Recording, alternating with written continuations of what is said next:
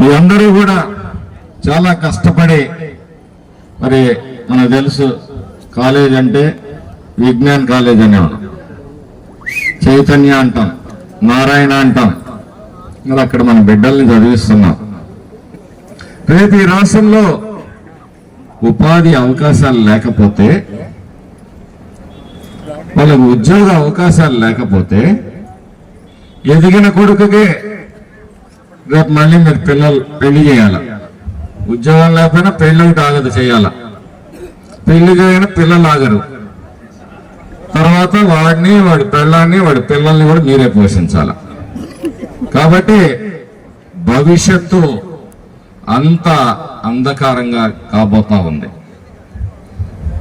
కాబట్టి ప్రజలందరూ కూడా గమనించాలి, మహిళలు గమనించాలి. ఆ రోజు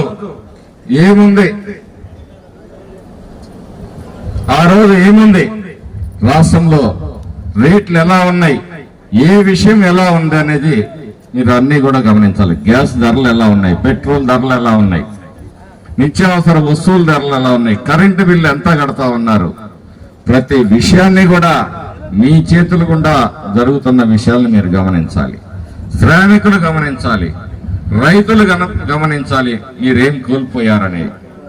మరి యువత పరిస్థితి అయితే అర్థం కాని పరిస్థితుల్లో ఉంది. గంజాయి మత్తులో ఏ యూనివర్సిటీ క్యాంపస్లో కానీ కాలేజీ క్యాంపస్లో విచ్చలవిడిగా డ్రగ్స్ అనే పరిస్థితుల్లో ఈరోజు రాష్ట్రంలో దాపురించాయి.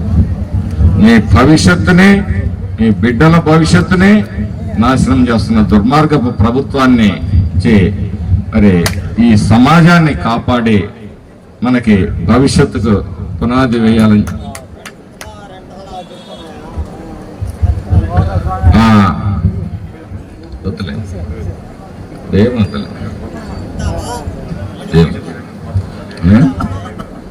వద్దులే, భయం పట్టుకుంది. దయచేసి మేమెవరూ వెళ్ళొద్దు. ఫ్లెక్సీ కాదు, వాళ్ళు ఫ్లెక్సీ చింపుతారు, కానీ మనం చింపాల్సిందే. వాళ్ళ చీటీ చింపాలి. ఈ నియోజకవర్గంలో వైసీపీ చీటీ చింపి తెలుగుదేశం జెండా ఎగరేయాలి. మాచర్ల నరసరావుపేట పార్లమెంటు సభ్యులుగా లావు కృష్ణదేవరాయలు గారి విజయాన్ని, అలాగే అసెంబ్లీ అభ్యర్థిగా మనం గెలిచిన రోజు నిజంగా వాళ్ళ చీటీ చింపినట్టనే మీ అందరికీ తెలియజేస్తూ, ఈ చిల్లర మూకలు, అల్లరి మూకలు, పనికి మాలిన కార్యక్రమాలు ఏ ఎదవైనా చేయగలుగుతాడు. వాటి గురించి ఆందోళన ఇవాళ కాకపోతే రేపైనా ఫ్లెక్సీలన్నీ తీసేస్తారు. కానీ సాక్ష్యం మీరెవ్వరూ కూడా ఆ చినిగిన ఫ్లెక్సీల్ని తీసేసి మళ్ళీ ఇచ్చేయద్దు. అవి అట్లానే ఉండండి. వాళ్ళ దౌర్జన్యానికి, దుర్మార్గానికి సాక్షిభూతంగా అది అట్లానే ఉండనియండి.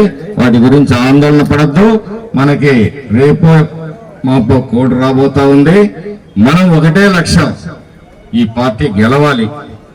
ఈ రాష్ట్రంలో చంద్రబాబు నాయుడు గారు, మరి అలాగే జనసేన, బీజేపీ, పవన్ కళ్యాణ్ గారు, బీజేపీ ఉమ్మడి సంకీర్ణ ప్రభుత్వం ఏర్పడాలి.